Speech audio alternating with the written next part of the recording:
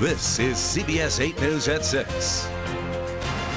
Snow and ice today make the roadways dangerous, and that leads to tragedy as two Montgomery toddlers die after their mother tries to pass another car and her SUV ends up underwater. Good evening. I'm Glenn Halbrook. And I'm Stephanie Hicks. CBS 8 News is everywhere tonight with team coverage of Winter Storm 2010.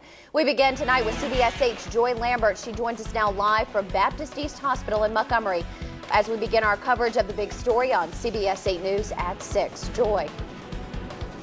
Well, Stephanie, the tragic scene began in Bullock County on 110 and ended here at Baptist East when the youngest of the two was pronounced dead just a few hours ago.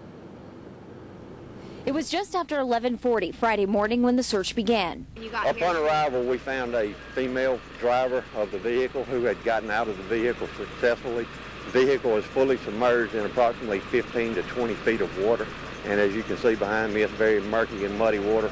According to authorities, the driver was going west on 110 when she hit a patch of ice just past that guardrail.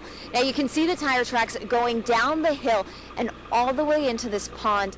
And that's eventually where rescue crews found the two children.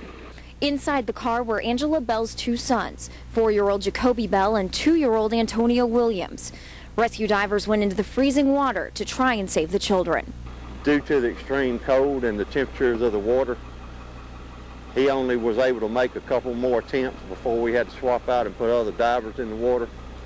Ultimately, we located the first victim approximately an hour into the incident.